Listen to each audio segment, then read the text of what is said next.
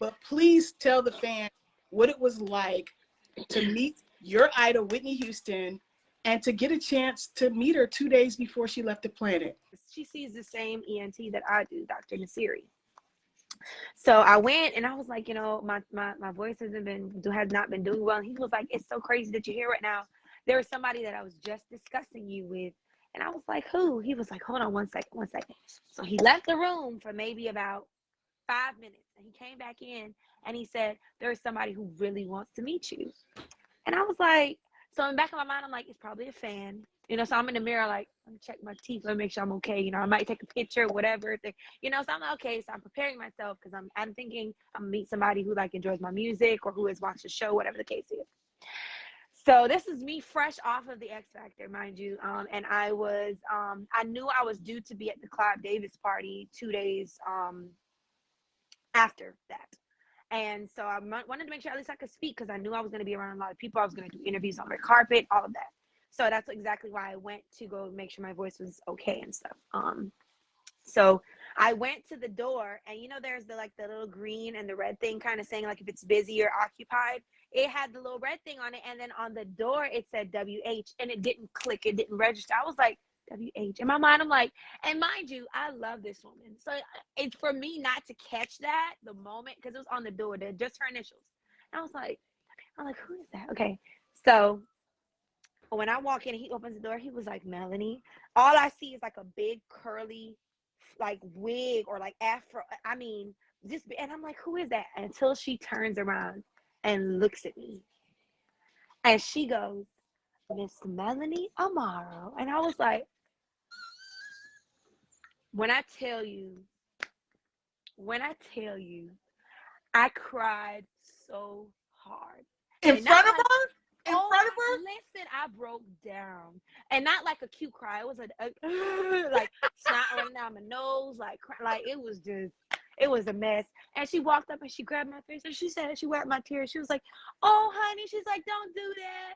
She was like, oh, you so sweet. And she grabbed me and she hugged me. And I was just like, oh my God, this woman is holding me. I couldn't. I was. Does she give the best hugs, Melanie? Oh, like I didn't even want her to let me go. And she was like, you okay? And I was just like, it's you. Oh my God. And I couldn't catch myself. Like I was like so shocked. Because I could not believe the woman who I have idolized and have sang all her music and have loved for so many years is literally here in front of me, the greatest singer of all time. That's my opinion. I don't care what nobody else thinks. That's what I think and that's what I believe. Same. Okay? Is literally standing here in front of me telling me. Then she starts to speak and she tells me, honey, you have an anointing on your voice. This woman is telling me that, okay? And I was just, it just took me back. I was like, thank you. I was like, oh my God. I was like, I love. She was like, honey, she said, you have a power, you have a voice that can be held all across the world. Everybody's gonna be able to hear your voice soon. She said, honey, you do not stop. She said, I'm passing this torch to you, that you're gonna continue to carry on the generations of great singers that's going. When she started telling me this, and I'm getting goosebumps even thinking, look at me. I'm getting, because I every time I replay it in my head, I'm like, this woman actually said this to me. I cannot let her down. When she said that to me, I'm like, you know what? I'm going to make you proud. I said, thank you so much. I asked for a picture. Her assistant was there with her. I think her name, I'm not really sure her name. I think her name was maybe Robin, but I'm not sure. Because she introduced herself to me. She's like, hi, but this was a while back. And I was so focused on Whitney that it didn't. But she was like, no, honey. She was like, we can't let anybody know we're in the office right now. She's like, we really apologize. And she asked me, she said, are you going to be at Clive's party? And I said, yes. I was like, absolutely. She's like, okay, well, then I'll see you at the Clive there. So I was so excited because I'm like, now we kind of like friends. I done met her one time. I'm going to see her again. She's going to be like, hey, friend. It's like, I'm so excited. I'm like, oh, my God.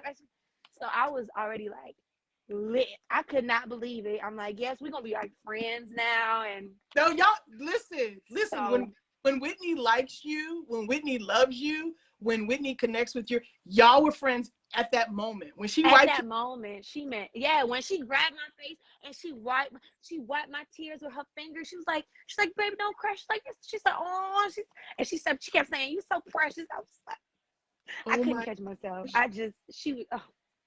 I miss her so much. Listen, I did not know that this story was going to be like this.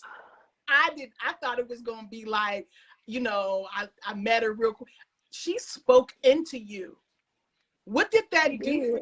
what did those words from her do for you at that time in your life? I was already doubting myself. Mm. I was already thinking to myself, going into this industry, I knew it was going to be really hard, because I knew the battles that I was going to face going forward with, me just being kind of tossed into the music industry at 19 years old. Everything that was about to come at me, I had to try to prepare myself. And I was by myself. My family wasn't out there in LA with me. It was literally just me. And I was doubting myself. I'm like, man, am I really good enough to keep up with all the people who are out here who I know are amazing singers who probably sing better than me? And for her to just hear me and love me and speak in me and tell me there's something on my voice that can touch people, that just made it all worthwhile for me. After that, I didn't care what anybody else said. The woman who has literally been the person I've looked up to when it comes to being a singer has said that to me. I think I've done something right. And I was like so proud. I was patting myself like, no, you did something right, girl. You did something right. So and she saw sorry. you like, no, sorry, excuse me. This is what the legacy is about, because it's not just that Whitney was this fantastic singer. This to me is part of her legacy as well. Speaking into people, speaking positivity, giving you that hug, telling you your voice is anointed when you most needed to hear. Because Whitney, a child of God. Hello. Come on, Whitney's a child of God. So yes, she yeah. come from the church, so she was speaking life into you. Yeah. When she said it to me, when she said, "Girl, I'm passing you this torch to continue singing," I was in my mind, I'm like, she's giving it to me, as I know she's giving it to other singers who she thinks is the same as me, who she admires their voice just as much as we admire her. That was huge and so humbling of her to do that, to say, I see you, like I hear you, like that means a lot because of how big she is. Somebody so little like me, for her to just, But that's the greatness of Whitney. She didn't look at people little. Like, she didn't look at people being little or big. You see what I'm saying? Yeah. She saw you, and she saw your talent. And man, I'm so surprised. I'm so happy that we talked about that. Yeah. Doctor, you got to see her, and you didn't get a picture. I wish you would have got a picture. Yeah, I wish so too. And it really hurt even more, because as we were getting ready, I was getting ready for the 5 days party. Woke up in the morning, I was on 10. After I left the doctor's office, I couldn't stop smiling. My jaw was hurting so much because I couldn't stop grinning at what I had just encountered and what had just happened to me. I called my mom, I called my grandma, I called everybody in my family. I was like, you not gonna believe I just ran into, who spoke into me. Like, I was on 110. Like it was just amazing. And I couldn't believe it. So the morning of the Clive Davis party, the pre-Grammy party, I could not believe. I was like, I'm about to see her again. I got to make sure everything is on point. Hair got to be good. Hair and makeup came over. They started early because, hair and makeup takes long. They started doing hair and makeup. And my mother calls me and she was like, Melanie, I'm so sorry. I'm so sorry. I'm like, what you apologizing for? What's going on? She's like, you haven't turned on the news? I was like, no. She was like, Whitney passed. So, in my mind, I'm like, Mama, it's just false news. Like, the news always trying to get some kind of, I'm like, that ain't true. I just met a couple. She was fine. She was beautiful. She spoke to me. I'm like, nah, that's lies. Like, I just told, she was like, man, I really think you should watch it. I think it's the truth, baby. I was like, I didn't believe it. Nope. Another person called me. My best friend called me. She was like, oh my God, best friend, did you hear what happened? I'm like, nah, that's fake. Like, I just met her. She's fine. Like, she was talking to me, everything. I was in denial because I could not believe the idol that I had looked up to for so long, and I just got a chance to meet her. Just that quick. Life is so short, Quincy. Life is so short. So short. And I called the doctor. I called Dr. Nasiri. I said, hey, have you seen the news? He was like, we both know that's fake. We just saw her. She's fine, blah, blah. And me and him are both like, nah, they tripping.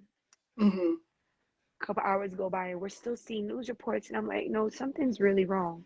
Until I realized they were showing a live feed of them carrying her body out from the hotel in Beverly Hills. Girl, that tore me up. I couldn't believe it. I literally cried. Like, my makeup artist, Spencer, had literally just did my makeup. He had to do it over again. I ruined my face completely. My lashes were coming off because I cried. My eyes started to get all puffy and red. I literally said, I cannot go to this pre-Grammy party. I can't do it. And everybody in the room kept telling me, Mel, no, she would want you to go. She would want you to go. She would want you to be there amongst people who love her, to celebrate her life. And you know, I would have gone into a state of depression had I not go and be around other people who loved her just as much as I did. I really feel like that, because So I was in such a... So did you go? Did you go? I ended up going. I walked the red carpet holding a speaker box playing her music. Oh, girl. I got out of the limousine playing her music. And then once I got to the top of the carpet to start walking the carpet, but I got out of the car playing her music on a speaker box to honor her, because it was crazy. And so, like, if you look back at all my pictures in my green dress, there was not a smile on my face. I tried my best to be jolly and happy, but the entire night, I was just, the room Melanie, was just filled. What was it like for you in the room of the event after this happened at the same place? They taped off the floor that she was on. They taped it off and stuff, because I kind of wanted to just, you know, see or because I was trying to confirm it. I kid you not when I tell you, I was in such denial. I'm like, there's no way she gonna pop out any minute now. This is a joke. This has got to be fake. I just met her. Like, this just happened. But I feel like it was destined for me to meet this woman before she went home to glory. Amen. I feel like it was supposed to happen, because Amen. There was no way. There was no way. Amen.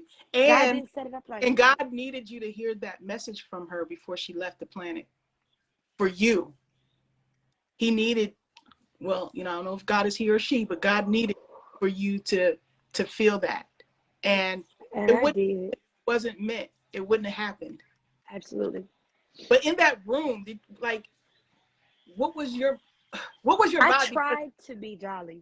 I did. I'm not gonna lie. I tried to smile. I was sitting next to Serena Williams.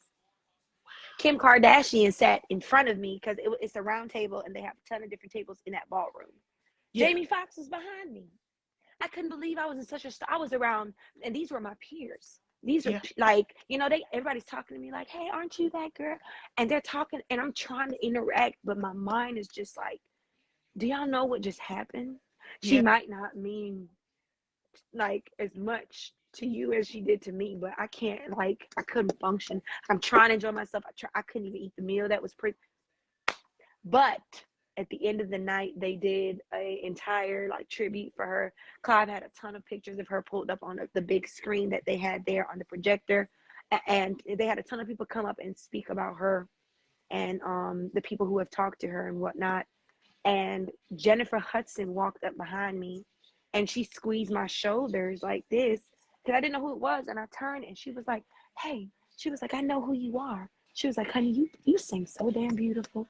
And I was like, and these are my, it was so crazy, because I'm like, these are my peers talking to me. And she went up and she spoke about Whitney. A couple other people went up and spoke. Diddy went up and talked about Whitney and spoke about her spirit. Kelly Price, everybody. I mean, it was beautiful. And I'm glad I went to hear everyone's story about, you know, her life and their encounters with her and how wonderful she was and her voice and what it meant to them. And so I was glad on it. Yeah, no, I was there. I was in the media room. I that's why I wanted to know what it was like in the actual room, you know, because I wasn't in the actual room. I was in the media room, and I was just like, I was really surprised that they continued based on Clive's connection. Huh? How did I pass you? Did I do an interview with you? Did I pass you? No, I wasn't. I'm not sure. Listen, I wasn't on the carpet. I was just there to see Whitney. Gotcha. Okay. But I was like, I know my publicist had me doing almost all the outlets, the media outlets. I was like, I'm like, how could I know I would have remembered, because almost every interview I go back and I look at it and I'm like, I remember this, because they kept asking me like, I'm so sorry. Why are you crying? Why do you think I'm crying? It came off a little, to some of the media, it came off a little insensitive to me. I'm like, why do you think I'm crying? Why does it look like my eyes are puffy? Come on now. Like, you know this, you know, y'all don't know the severity of what this has done to me and how this will affect me moving forward. But like I said, it was all in God's plan for this to happen, for me to be able to meet that woman and for her to speak into my life. She spoke into your life. She spoke into your spirit. Yes, she absolutely did. So I'm so thankful for it. I'm thankful to God. I'm thankful for her life and her voice and everything that she meant to not only me, you, and everybody else that she's impacted across the world. So I'm grateful. I really am. Girl, that, like, what you just shared is such a gift. It's such a gift. And, you know, you're going to be doing that to somebody one day. You're going to be speaking into somebody's life. And, you know, I think the important message is there is to pass it on. Because I truly hope so. I really do. yeah, oh, absolutely. And okay, woo, that was Yeah. woo. I got goosebumps reliving it. It's like every time I talk about it, it's like a little piece of me is just still there in that office talking to her. It's Absolutely. like it's flashbacks, you know. It's something that that will stay with me for the rest of my life. I am so happy that happened for you. Like, what a gift. What a gift. You know what I mean? And to have Whitney speaking to you, and like, she meant it. She meant it, Melanie. I believe it with all of me that she didn't just say those things just to say them. She not that type of person. She didn't like to fake it. She didn't. Nah, she not. No. Nah. No, I think she could just be like, hey, baby. She wouldn't. Yeah.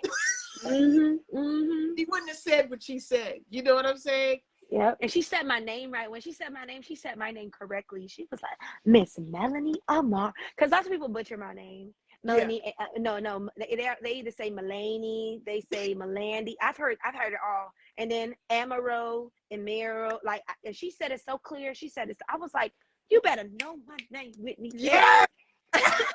You better say my name the correct way, girl. I was so happy. I was like, she knows me. She said my name. She talked to me by name. I was like, yes.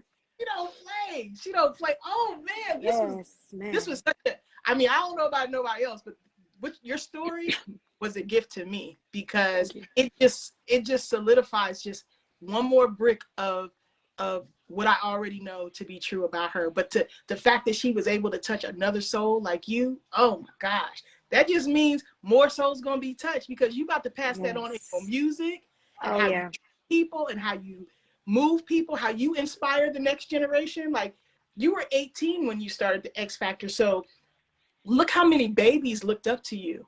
Yes, and it's crazy. So many. I get the reaction of like younger people in younger generations that are like, oh my God, I used to watch you when I was like 10. I'm like, I feel so old, but I feel so like humbled. I'm like, oh my God, like I know I have something now that I have to be mindful of, is that they're looking at me, they're watching me, they're, you know what I mean? Even when it came to like my little sister, my siblings of mine, younger siblings, that I was just like, I have to make sure that I'm carrying myself a certain way, because they're watching me. Yeah, they're watching me. Granted, I mean, at the end of the day, I'm nobody's role model. I'm gonna live my life the way I always feel like I'm gonna live my life. You know what I mean? But I always try to carry myself in a way that Whitney would be proud of, my mom would be proud of, my people that are behind me, my fans that are behind me are gonna be proud of, and be like, that's Mel. right. I've never changed who anyway. I was. I'm so many people who have met me have always said the same thing, even meeting me further on down the road. They're like, you have not changed a bit. I'm like, what you was expecting me to? The only way that I've matured is me in the way that I've changed is in a mature way. Like, I've matured so much, but as far as me and the standards I've set myself to, and the way that I carry myself, everything, my what's the word I'm looking for? It'll come to me. But like this, everything that I set myself to, I'm going to continue to try to uphold them and move the way that I would hope that Whitney would be proud of. Oh yeah, Whitney was proud of you at that moment. She's only more proud of you now. You know what I'm saying? She's only more proud of you now.